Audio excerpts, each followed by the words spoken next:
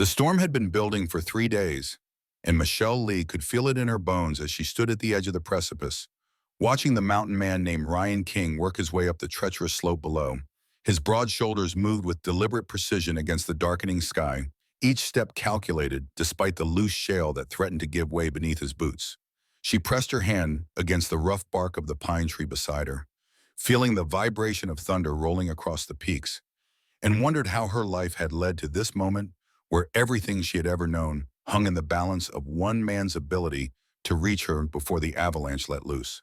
The wind whipped her dark hair across her face as she remembered the conversation that had brought them here, the words that had changed everything between them just hours before. Ryan had looked at her with those steady gray eyes that seemed to see straight through to her soul, and she had finally told him the truth about the men who were coming for her, about the debt that would never be paid, about the choice she had to make that would determine whether she lived or died on this mountain. But to understand how Michelle Lee had come to stand on that precipice, watching her fate climb toward her through the gathering storm, one must go back to the beginning, to the day she had arrived in Cedar Ridge with nothing but the clothes on her back and a heart full of desperate hope. It had been 6 weeks earlier, when the autumn leaves were just beginning to turn, that she had stepped off the supply wagon and into a life she could never have imagined. The town of Cedar Ridge clung to the mountainside like a collection of weathered bones, its buildings gray and worn from years of harsh winters. Michelle had stood in the dusty main street with her single carpet bag clutched in her hands, looking around at the curious faces that peered at her from doorways and windows. She was 24 years old, tall and slender, with dark hair that she kept pulled back in a simple bun, and she carried herself with the kind of quiet dignity that spoke of better times and harder lessons learned. The proprietor of the general store, a thin man with suspicious eyes named Anthony Mendoza, had been the first to approach her. He looked her up and down with the calculating gaze of someone who made his living by knowing the worth of everything that passed through his door. "You looking for work, miss?" he had asked, though his tone suggested he already knew the answer would disappoint him. "Because if you are, you should know that decent positions are scarce around here." Michelle had straightened her shoulders and met his gaze directly. "I'm not looking for charity, Mr. Mendoza. I'm willing to work hard for fair wages, and I have experience in bookkeeping, cooking, and managing a household." Anthony had snorted softly. "Experience don't mean much without references. What brings a young woman like you to a place like Cedar Ridge?" The question hung in the air between them like smoke from a dying fire, and Michelle felt the weight of the truth pressing against her chest. "I'm here because I have nowhere else to go," she had said simply. "My father died 3 months ago, and the debts he left behind took everything we owned. I came west because I heard there were opportunities for people willing to work hard and start over." The admission had cost her something to make, and she saw the way Anthony's expression shifted slightly, becoming less suspicious and more calculating. "Debts, you say? What kind of debts?" "The kind that follow you wherever you go," she had replied carefully. "But I intend to pay them off honestly, through my own labor." She had not mentioned that the debt was to men who did not accept payment plans, men who collected what they were owed through methods that had nothing to do with honest labor. Anthony had studied her for a long moment, and then his thin lips had curved into something that might have been a smile. "Well, as it happens, I might have something that could suit you. There's a cabin up the mountain a ways, belongs to a man who keeps to himself. He's been looking for someone to help with cooking and cleaning." Michelle had felt hope flutter in her chest like a bird trying to escape a cage. "What kind of man?" "Name's Ryan King," Anthony had said, and Michelle noticed the way his voice changed when he spoke the name, becoming more careful, more respectful. "He's what you might call a mountain man, lives up there year-round. He pays good wages, always on time, never asks for anything improper. But he's got no patience for laziness or dishonesty." Michelle had understood perfectly. "When can I start?" "Tomorrow morning. I'll have someone take you up the mountain road as far as the wagon can go, then you'll have to walk the rest of the way." The boarding house had been a cramped, cheerless place run by a woman named Janet Cox. The room Michelle rented for the night was little more than a closet with a narrow bed, but it was clean and private, and after months of uncertainty and fear, even that small comfort felt like a luxury. She had lain awake most of the night, thinking about the path that had led her to this place. Her father had been a good man, but he had also been a gambling man, and his weakness for cards and dice had ultimately cost him everything. When he died suddenly of a heart attack, Michelle had discovered that he owed money to some very dangerous people. The leader of these men was a cold-eyed individual named Jeremy White, who had made it very clear that Michelle had inherited more than just her father's debts. She had 3 months to come up with $800, or she would find herself working off the debt in ways that would destroy what remained of her dignity and her life. The next morning dawned clear and cold. Michelle had dressed carefully in her best dress, dark blue wool that had seen better days but was still respectable, and she had packed her few belongings with methodical care. The wagon driver who took her up the mountain road was a taciturn man named Jason Mitchell. "You sure about this, miss?" he had asked as they jolted along the rough mountain road. "Ryan King ain't like other folks. He's been up on that mountain for nigh on 8 years now, and he don't come to town more than once or twice a month." Michelle had gripped the side of the wagon as it hit a particularly deep rut. "I'm not used to civilization anymore, Mr. Mitchell. I'm used to doing whatever needs to be done to survive." "Well, if that's the case, you might just get along with Orion after all," he had said. "Man's got no use for soft living or fancy manners, but he respects folks who can pull their own weight." The walk had taken her nearly an hour, climbing steadily through dense forest that seemed to close in around her with each step. The cabin, when she finally reached it, had been both more and less than she had expected. It was larger than she had imagined, built of solid logs and stone, but it was also more isolated than anything she had ever seen. She had stood at the edge of the clearing for several minutes, gathering her courage. Finally, she had walked across the clearing and knocked on the heavy wooden door. The man who answered had been everything she had expected and nothing like she had imagined. Ryan King was tall and broad-shouldered, with the kind of solid, muscular build that came from years of physical labor. His hair was dark brown and longer than was fashionable, and his face was weathered by sun and wind, but it was his eyes that had caught her attention and held it. They were gray like storm clouds, and they seemed to look right through her surface politeness to something deeper and more real. "You must be the woman Anthony sent," he had said, and his voice was deeper than she had expected. "Michelle Lee, isn't it?" "Yes, sir," she had replied, trying to keep her voice steady. "Mr. Mendoza said you might have work for someone with my skills." Ryan had studied her for a long moment. What skills would those be? "Cooking, cleaning, bookkeeping, managing a household," she had said. "I'm willing to work hard, and I don't require much in the way of accommodations." "And what brings you to Cedar Ridge?" She had looked into those gray eyes and made a decision that would change everything. "I have debts to pay," she had said simply. "My father died and left me with obligations I intend to honor." Ryan had been quiet for so long that Michelle began to think he was going to send her away without another word. But then he had stepped back from the door and gestured for her to come inside. "Fair enough," he had said. "Let's see what you can do." The interior of the cabin had surprised her with its cleanliness and organization. The main room was large and comfortable, with a stone fireplace, a solid wooden table, and shelves lined with books. "I'll be honest with you, Miss Lee," Ryan had said as she looked around. "I don't have much use for company, and I don't have much patience for people who can't do what they claim they can do. But if you're serious about working hard and earning your keep, then we might get along just fine." Michelle had set down her carpet bag and looked him directly in the eye.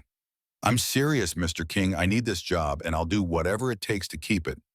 "All right, then. I'll give you a trial period of 2 weeks. The pay is $20 a month plus room and board. You'll have your own room, and I'll expect 3 meals a day, cleaning, laundry, and help with any bookkeeping that needs doing." $20 a month. Michelle had tried to hide her disappointment, though she knew it was fair wages. At that rate, it would take her more than 3 years to earn enough to pay off her father's debts, and she had less than 3 months. "That sounds fair," she had said. "When would you like me to start?" "Right now," Ryan had replied. Over the following days, Michelle had settled into a routine that was both familiar and strange. She rose before dawn to start the fire and prepare breakfast, spent her mornings cleaning and organizing, and prepared lunch and dinner with ingredients from Ryan's well-stocked pantry. Ryan King proved to be a man of few words but consistent habits. He rose early and spent most of his days working outdoors, maintaining his property, hunting or engaged in some project that took him away from the cabin for hours at a time. He ate his meals without complaint, but also without praise, spoke only when necessary, and treated Michelle with a distant politeness that never warmed into anything resembling friendship. But as the days passed, she began to notice things about her employer that intrigued her. He was clearly educated, as evidenced by the books that lined his shelves. His cabin was not just clean and organized, but thoughtfully arranged, with small touches that suggested an appreciation for beauty as well as function. More puzzling was his obvious skill at tasks that seemed to have nothing to do with mountain living. She had seen him working on detailed drawings that looked like architectural plans, and once she had caught a glimpse of what appeared to be complex mathematical calculations spread across his table. Despite his apparent isolation, Ryan received mail regularly, delivered by Jason Mitchell along with supplies from town. The letters came from various cities back east, and Michelle noticed that he always read them immediately and often spent hours writing lengthy responses. It was during her second week at the cabin that she had her first real conversation with her employer. She had been working in the kitchen when she heard a commotion outside. Through the window, she could see Ryan struggling with something large and unwieldy. "Do you need help with that?" she had asked, and Ryan had looked up at her with surprise. "It's heavier than I expected," he had admitted. "I could use another pair of hands if you don't mind getting dirty." Working together, they had managed to move the device into a small outbuilding that Michelle had assumed was used for storage. But as they positioned it carefully on a sturdy workbench, she could see that the building was actually a workshop, filled with tools and materials. "What is it?" she had asked, unable to contain her curiosity any longer. Ryan had been quiet for so long that she thought he was not going to answer. But then he had looked at her with those gray eyes, and she had seen something shift in his expression. "It's a prototype for a new kind of mining equipment," he had said finally. "I'm an engineer, Miss Lee, or I was before I came up here." The revelation had explained so much about the mystery she had observed. "What kind of engineer?" "The kind that designs machines and solves problems that other people think are unsolvable," Ryan had replied. "I worked for mining companies back east, developing new techniques and equipment, but I got tired of making other people rich while the miners who did the dangerous work got nothing." It was the longest speech Michelle had heard him make since her arrival, and it revealed a side of Ryan King that she had not suspected. "That's very admirable," she had said, and meant it. Ryan had looked at her with an expression she could not quite read. "Loneliness is a choice, Miss Lee.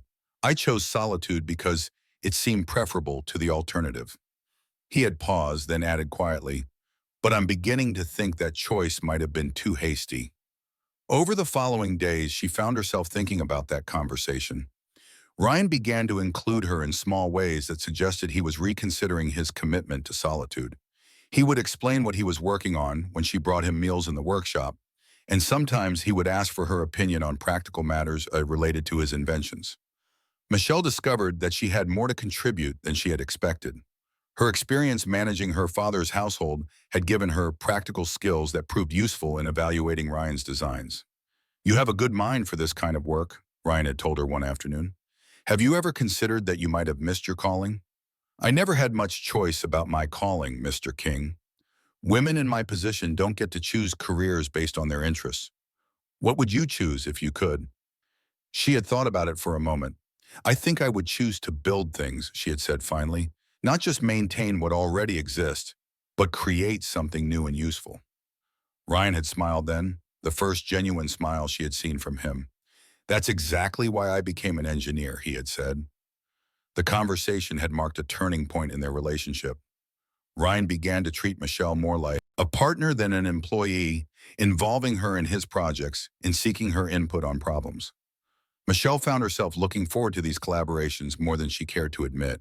But even as their working relationship deepened, Michelle was constantly aware of the clock ticking down toward her deadline. She had been at the cabin for 3 weeks, and she was still nowhere close to having the money she needed. Worse, she had begun to receive letters of her own, delivered by Jason Mitchell. The letters were from Jeremy White, and their tone grew more threatening with each delivery. He knew where she was, and he was growing impatient. She had until the end of the month to come up with the money, or he would come to collect her personally. The crisis came to a head on a cold morning in late October, when Jason Mitchell arrived with a supply wagon and a passenger that made Michelle's blood run cold. Jeremy White stepped down from the wagon with casual confidence, and his cold smile when he saw Michelle told her that her time had finally run out. "Miss Lee," he had said, tipping his hat with mock politeness, "I was beginning to think you had forgotten about our arrangement."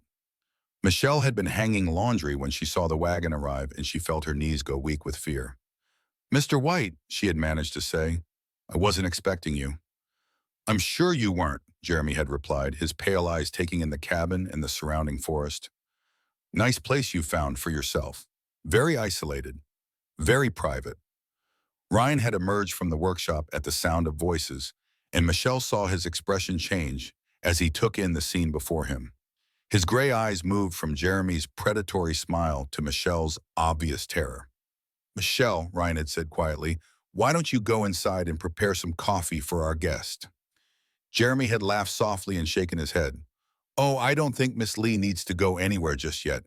In fact, I think it's time she and I had a little chat about her father's debts and her obligations to my organization." Ryan's jaw had tightened with understanding and anger. "I think you'd better explain what kind of obligations you're talking about, Mr. White." Jeremy's smile had widened. "Miss Lee's father owed my associates $800 when he died.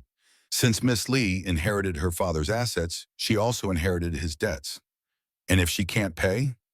Well, there are other ways to work off a debt," Jeremy had said, his eyes never leaving Michelle's face. "A young woman with Miss Lee's attributes could earn quite a lot of money in the right circumstances." But Ryan's reaction was not what she had expected. Instead of disgust or pity, she saw something that looked like cold, controlled fury. "I see," he had said quietly. "And what would it take to settle this debt permanently?" Jeremy had looked surprised, but his calculating nature quickly reasserted itself. $800 would clear the original debt, but there's also the matter of interest. Let's call it an even $1,000. Michelle had gasped at the amount, but Ryan had simply nodded. "And if I were to pay this debt," he had continued, "Miss Lee would be completely free of any further obligations to you?" "Well now," Jeremy had said, "that would depend on the nature of your arrangement with Miss Lee." But Ryan had surprised her again. "What I'm thinking, Mr. White, is that Miss Lee and I are going to be married. Tomorrow, in fact, which would make her debt a family matter. And family matters are something I take very seriously." The announcement had hit Michelle like a physical blow. "Marriage?" She stared at Ryan in shock, trying to understand what he was doing and why. "Marriage, you say?" Jeremy had said. "How romantic. But I'm afraid that doesn't change the fundamental nature of the debt." "Of course," Ryan had agreed, "which is why I'm prepared to pay it in full right now as a wedding gift to my bride." He had reached into his jacket and withdrawn a leather pouch that clinked with gold coins. $1,000, as you requested." Jeremy had stared at the pouch with undisguised greed, but Michelle could see him calculating angles. "That's very generous of you, Mr. King. But I have to wonder what kind of man marries a woman with such questionable family connections." But Ryan's response was swift and decisive. In one smooth motion, he had drawn a revolver and pointed it directly at Jeremy's chest. "Mr. White," he had said in a voice like winter wind, "I think there's been a misunderstanding. This is not a negotiation. This is a final settlement. You will take this money, you will leave my property, and you will never contact Miss Lee again." Jeremy had gone very still. "Now, Mr. King, there's no need for violence. And I'm simply a man protecting his family," Ryan had replied. "The debt will be paid, but the relationship ends here, permanently." He had tossed the leather pouch at Jeremy's feet. "Take your money and go." Jeremy had bent slowly to retrieve the pouch. After a long moment, he had nodded slowly and backed toward the wagon. "Very well, Mr. King. The debt is settled." As the wagon disappeared down the mountain road, Michelle had found herself alone with Ryan, the silence stretching between them like a chasm. Finally, Ryan had holstered his gun and turned to look at her. "I think we need to talk," he had said quietly. Michelle had nodded, unable to trust her voice. She followed him into the cabin, her mind reeling with everything that had just happened. Ryan had poured 2 cups of coffee and handed one to her. "First," he had said, I want you to know that the marriage proposal was not entirely improvised. I've been thinking about it for some time. You have? I have, he had confirmed. I know we haven't discussed it, and I know the circumstances are not ideal, but I meant what I said. I would like to marry you, Michelle, not because of your debt or because of Jeremy White, but because I've come to care for you more than I expected to care for anyone. Ryan, I don't know what to say. You've already done so much for me. I can't ask you to marry me out of obligation. You're not asking, Ryan had pointed out. I'm offering. It's because I've discovered that I don't want to live alone on this mountain anymore. I want to share my life with someone, and I want that someone to be you. Michelle had stared into her coffee cup. But you don't really know me, Ryan. I know you're honest and hardworking and brave, Ryan had replied. I know you care about doing the right thing, even when it costs you. And I know that I'm falling in love with you, whether that's convenient or not. The words had hit Michelle like a physical blow. Ryan, I'm not asking you to love me back, he had continued. Not yet. I'm just asking you to consider the possibility that we could build something good together. I do care for you, she had admitted quietly, more than I should considering how little time we've known each other. But Ryan, marriage is permanent. I'm not going to change my mind, Ryan had said with quiet conviction. The question is whether you're willing to take a chance on us. Michelle had been quiet for a long time, thinking about everything that had led her to this moment. 6 weeks ago, she had been desperate and alone, running from a debt she could never pay. Now she was sitting in a comfortable cabin with a man who had just offered to pay that debt and marry her. If I said yes, she had said carefully, what would you expect from me? As your wife, I mean. Ryan had considered the question seriously. I would expect partnership, he had said finally. I would expect honesty and loyalty and commitment to making our marriage work. And I would hope that eventually you might come to love me as much as I'm beginning to love you. And what could I expect from you? The same things, Ryan had replied. Partnership, honesty, loyalty, commitment, and protection, Michelle. As my wife, you would be under my protection, and I would never let anyone hurt you again. The promise had made Michelle feel safer than she had felt in months. Ryan, you need to understand that marrying me might not end the danger. Men like Jeremy White don't always honor their agreements. Let me worry about men like Jeremy White, Ryan had said, and there had been something in his tone that reminded Michelle of the way he had drawn that gun. I have more experience dealing with dangerous people than you might think. Michelle, Ryan had said quietly, I want you to know that this is not charity. I'm offering because I want you in my life, because I think we could be good together. How can you be so sure, she had asked. We've only known each other for 3 weeks. Sometimes 3 weeks is enough, Ryan had replied. Sometimes you meet someone and you just know that they're going to change your life. I knew it the first day you walked into my cabin, Michelle. Michelle had looked into his gray eyes and seen the truth of his words reflected there. She had felt it too, that sense of recognition, that feeling that Ryan King was different from any man she had ever met. If I said yes, she had said slowly, when would this happen? As soon as possible, Ryan had replied. I told Jeremy White we were getting married tomorrow, and I'd like to make that true. Michelle had laughed then, a real laugh that felt good after weeks of tension and fear. You know me pretty well for someone I've only known for 3 weeks. I know you well enough to love you, Ryan had said simply. The question is whether that's enough for you. Michelle had looked around the cabin that had become her refuge, thinking about the life she could have here with this man. Yes, she had said quietly, it's enough. Ryan's smile had been worth everything she had risked to get to that moment. Yes? You'll marry me? Yes, I'll marry me, Michelle had confirmed. They had been married the next day in a simple ceremony performed by the circuit preacher. Michelle had worn her best dress, and Ryan had worn a clean shirt and his best jacket. There had been no flowers, no music, no guests except for Anthony Mendoza and Jason Mitchell, who served as witnesses. But despite the simplicity of the ceremony, Michelle had felt the weight and significance of the vows they exchanged. When Ryan had promised to love, honor, and protect her, she had heard the sincerity in his voice. When she had promised to love, honor, and cherish him, She had meant every word. The days that followed their wedding had been a time of adjustment and discovery. Michelle had moved her few belongings into Ryan's bedroom, a transition that had been both awkward and surprisingly natural. Ryan had been patient and gentle with her, understanding that their marriage was as much a business arrangement as a romantic union, at least in the beginning. But as they settled into their new life together, Michelle had begun to see glimpses of the man behind Ryan's reserved exterior. He was funny when he allowed himself to be, with a dry sense of humor that caught her by surprise. He was thoughtful and considerate, always asking for her opinion and taking her suggestions seriously. Most importantly, he treated her as an equal partner in their marriage. He included her in decisions about their household and their future. He valued her contributions to his engineering projects, and he never made her feel like she was dependent on his charity. The physical side of their marriage had developed slowly, built on trust and growing affection rather than immediate passion. Ryan had been careful not to pressure her, understanding that she needed time to adjust. But as the weeks passed, Michelle had found herself drawn to his quiet strength and gentle humor, and she had begun to understand that what she felt for him was indeed love. It was during their second month of marriage that the real test of their relationship had come.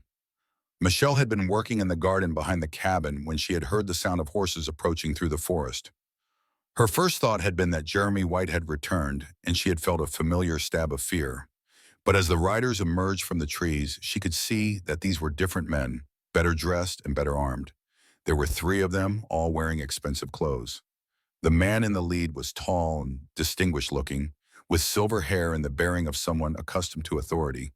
The other two were clearly bodyguards or enforcers. Michelle had dropped her basket of vegetables and started toward the cabin, hoping to warn Ryan.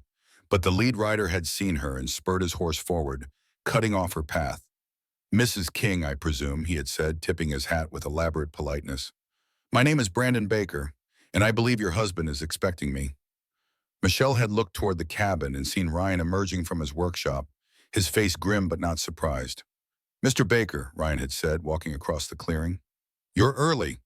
"I decided not to wait for your final answer," Brandon had replied. "I thought it might be more productive to discuss the matter in person." Michelle had looked between the two men, sensing undercurrents of tension. "Ryan," she had said quietly, "what's going on?" Ryan had glanced at her, and she had seen something like regret in his gray eyes. "Michelle, I need you to go inside the cabin and stay there until I tell you it's safe to come out." "Actually, Mrs. King, I think you should stay. This concerns you as much as it concerns your husband." Brandon had smiled, but there was no warmth in the expression. "After all, you're the reason we're having this conversation."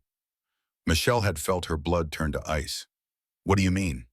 Ryan had stepped between Michelle and Brandon. "Leave her out of this, Baker. Our business is between us." "I'm afraid that's no longer possible," Brandon had replied. "You see, Mrs. King, your husband has something that belongs to my organization. Something very valuable that he has refused to return." Michelle had looked at Ryan with growing alarm. What is he talking about? Ryan had been quiet for a long moment. Finally, he had turned to look at her with an expression of resignation. "Michelle, there are things about my past that I haven't told you. Things I hoped I would never have to tell you." "What kind of things?" "The kind that involve stolen mining technology and very angry investors," Brandon had interjected smoothly. "Your husband was once employed by my organization to develop new extraction techniques. When he left our employ, he took certain proprietary designs with him." Michelle had stared at Ryan in shock. "Is that true?" Ryan had nodded slowly. "It's true, but it's not the whole truth." He had looked directly at Brandon. "I took those designs because your organization was using them to exploit miners and destroy the environment." "How noble of you," Brandon had said dryly. "But theft is still theft. We want our property back, Mr. King, all of it." "And if I refuse?" Ryan had asked. Brandon had smiled again, and this time the expression was genuinely chilling. "Well, let's just say that accidents happen in these remote mountain locations. Tragic accidents that could affect both you and your lovely wife." But Ryan's reaction had been immediate. "You have 5 seconds to get off my property before I start shooting," he had said, his hand moving toward his gun. "That would be most unwise," Brandon had said. "We have resources you can't imagine, Mr. King. If you force us to take action against you, We will destroy everything you care about. His eyes had moved to Michelle as he spoke, making his meaning clear. Michelle had felt a chill of pure terror, but she had also felt determination. "Get off our land," she had said, her voice stronger than she felt. "Now." Ryan had drawn his gun then, the movement fast and smooth. "I told you to leave," he had said, his voice deadly calm. "I won't tell you again." Brandon had studied Ryan's face for a long moment, clearly calculating odds and risks. Finally, he had nodded to his companions and remounted his horse. "This isn't over, Mr. King. We'll be back." "Next time I won't be so restrained," Ryan had replied, keeping his gun trained on Brandon until the three men had disappeared into the forest. As soon as they were gone, Michelle had turned to Ryan with a mixture of fear and anger. "What was that about? What technology? What did you steal?" Ryan had holstered his gun and run his hands through his hair, looking suddenly tired. "It's a long story, Michelle, and not a particularly pleasant one." "I have time," Michelle had said firmly, "and I think I deserve to know what I've gotten myself into." Over the next hour, Ryan had told Michelle about his previous life as a mining engineer for Baker Industries. He had been hired to develop new techniques for extracting precious metals, and he had been very good at his job. Too good, as it turned out. "The technology I developed could increase mining efficiency by 300%, Ryan had explained, but it was also incredibly dangerous to the workers and devastating to the environment. When I tried to modify the designs to make them safer, Baker refused to consider it." "So you left." "I tried to leave," Ryan had corrected, "but they wouldn't let me go. They wanted me to sign a contract that would have made me their property for the next 10 years. "And you refused." "I refused, and I took copies of my designs with me when I left. I figured if they were going to profit from my work, at least I could make sure the technology was developed responsibly." Ryan had looked at Michelle with regret. "I never intended for you to get caught up in this." Michelle had been quiet for a long time, processing everything Ryan had told her. "The prototype in your workshop," she had said finally, "that's part of it, isn't it?" Ryan had nodded. "It's a safer, more efficient version of the extraction equipment Baker Industries is using. If I can perfect it, it could put them out of business." "And they know this?" "They suspect it, which is why they want me back." Ryan had reached across the table and taken her hand. "Michelle, I need you to understand that being married to me puts you in danger. Real danger." Michelle had squeezed his hand. "Ryan, do you remember what you told me when Jeremy White was here? You said that as your wife, I would be under your protection." "I remember." "Well, as your husband, you're under my protection too. We're partners in this, remember?" For better or worse, Michelle had looked into his gray eyes with determination. "I'm not going anywhere." Ryan had smiled then, the first genuine smile she had seen from him since Brandon Baker's arrival. "You realize what you're saying? You're choosing to stay and fight rather than run away to safety?" "I'm choosing to stay with my husband and help him finish something important," Michelle had corrected. "Besides, where would I run to? At least here, we have the advantage of knowing the terrain." "I love you, Michelle King. Have I mentioned that lately?"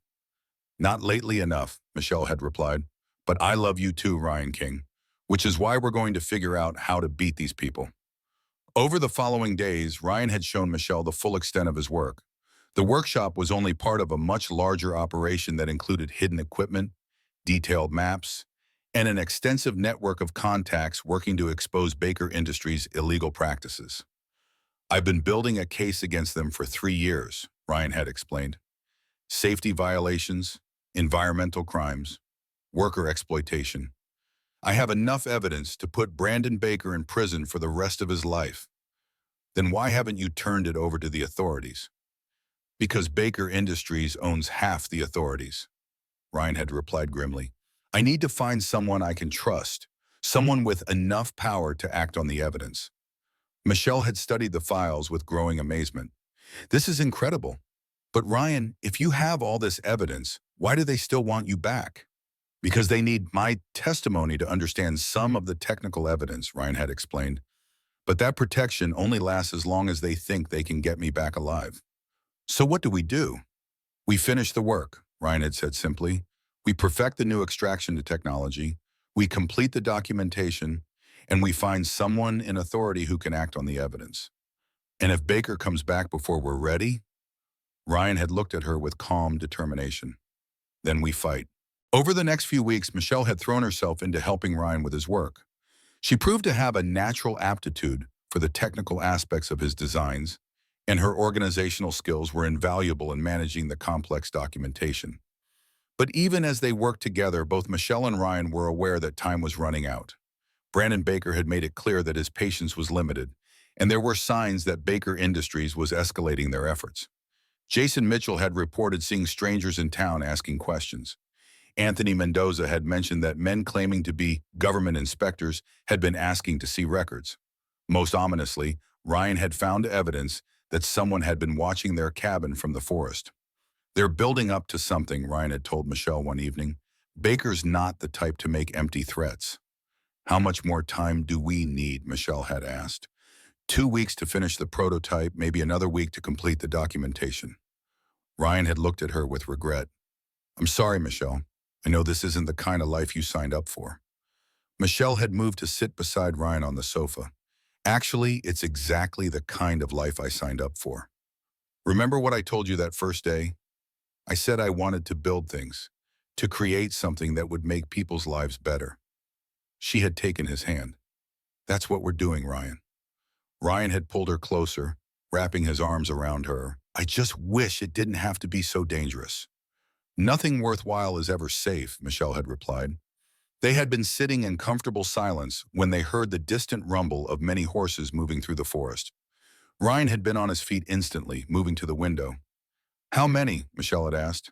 Too many, Ryan had replied grimly. At least a dozen, maybe more. He had turned to her with fierce determination. Michelle, I need you to listen to me very carefully. There's a trail behind the cabin that leads up to the ridge. Follow it for about a mile, and you'll find a cave hidden behind some fallen rocks. Michelle had felt her heart sink. You want me to run? I want you to survive, Ryan had corrected. This is what we've been preparing for. Then we face them together, Michelle had said firmly. I told you I'm not running away. And I told you that as your husband, I'm responsible for protecting you, Ryan had replied. Please, Michelle, I can't do what needs to be done if I'm worried about your safety. The sound of horses was getting closer now. In a few minutes, Brandon Baker and his men would be at their door. What are you planning to do? She had asked. Ryan had moved to a cabinet and withdrawn several weapons. I'm planning to make them pay a very high price for what they want. Ryan, you can't fight a dozen men by yourself. I don't intend to fight them, Ryan had said as he quickly loaded the rifles. I intend to destroy what they came for and make sure they can never use my work to hurt anyone. The implication had hit Michelle like a physical blow. You're going to destroy the prototype and the documentation. It's the only way to make sure Baker Industries can never get their hands on it, Ryan had confirmed. Better that the technology is lost than that it falls into the wrong hands.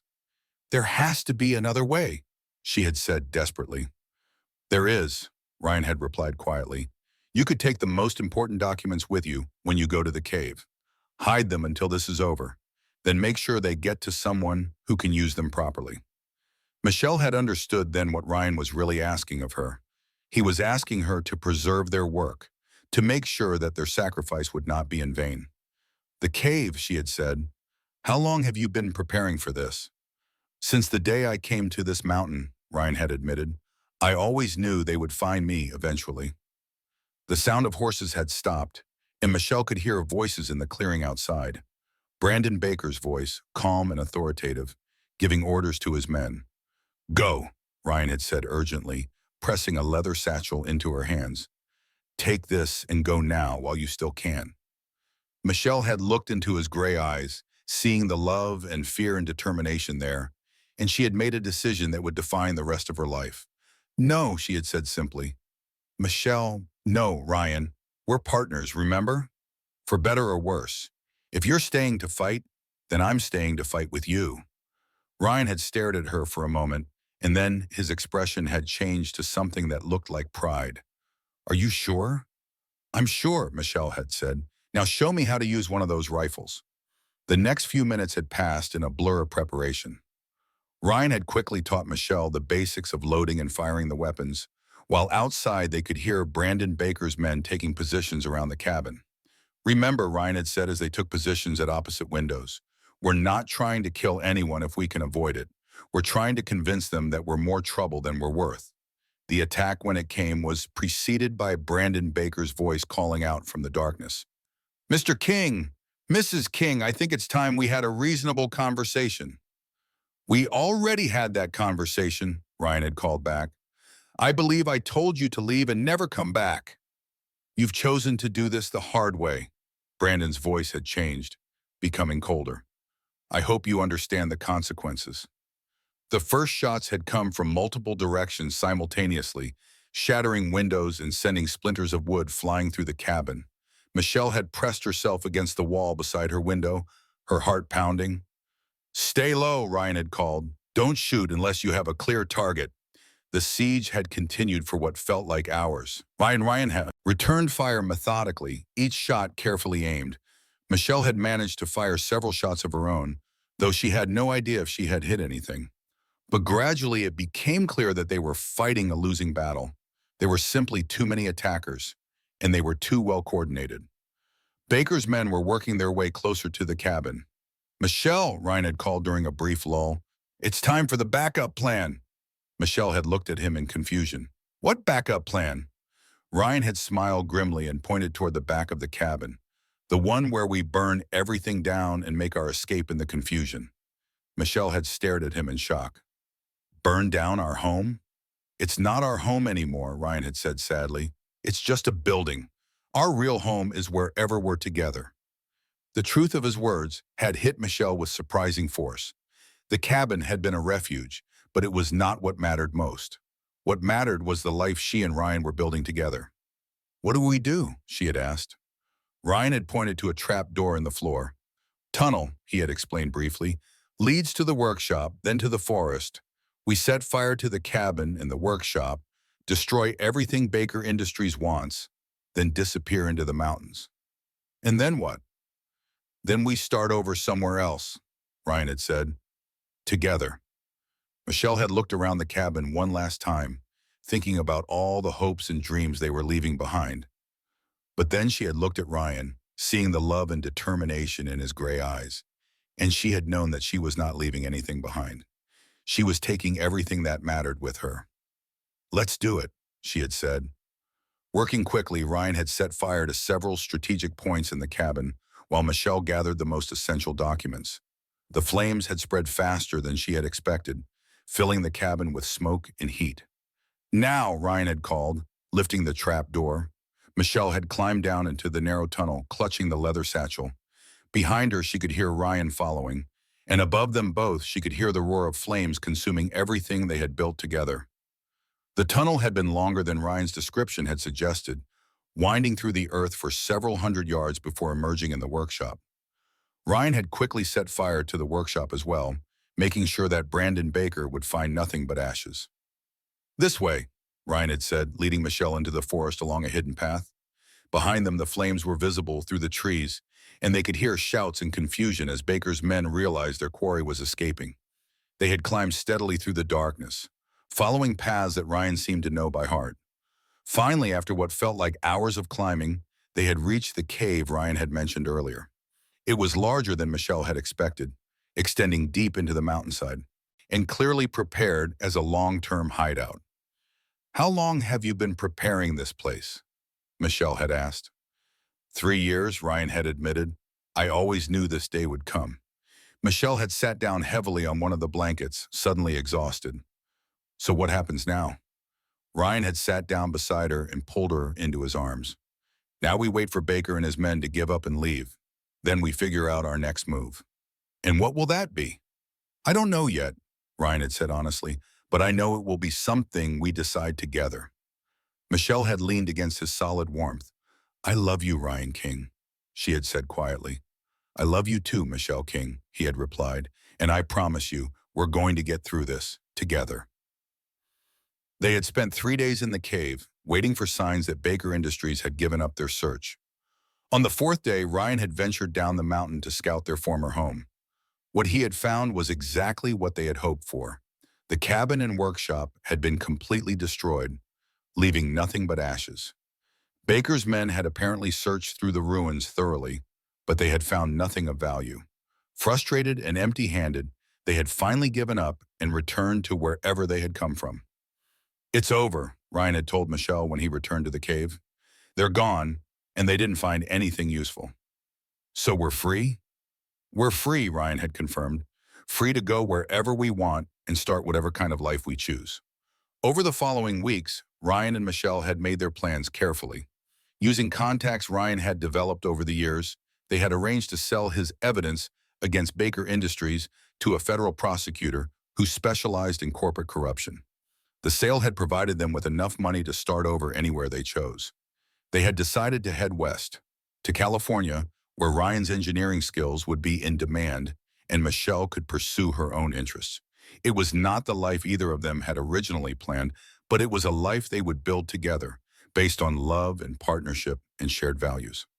On their last morning in the mountains, Michelle had stood at the edge of the precipice where this story began, looking down at the valley that had been her home for such a brief but transformative time.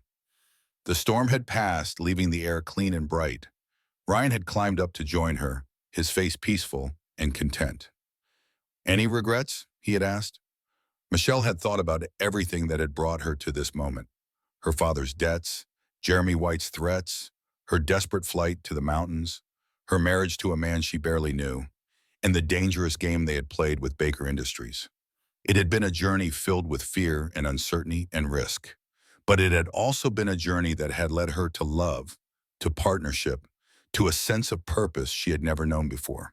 She had discovered strength she had not known she possessed, and she had found a man who valued her for who she was. "No regrets," she had said finally. "Not one." Ryan had smiled and taken her hand. "Good," he had said, "because I have a feeling our next adventure is going to be even more interesting than this one." Michelle had laughed, feeling lighter and more hopeful than she had in years. "I can hardly wait," she had said, and meant it. Together they had turned away from the precipice and walked hand in hand toward their uncertain but promising future, leaving behind the ashes of their old life and carrying with them everything that truly mattered: their love for each other, their shared commitment to justice, and their unshakable belief that together they could overcome any obstacle and build any dream. The mountain had tested them, had forced them to discover who they really were and what they were willing to fight for. They had passed that test, and in doing so, they had found not just survival, but transformation, not just escape, but redemption, not just partnership, but love that would last a lifetime.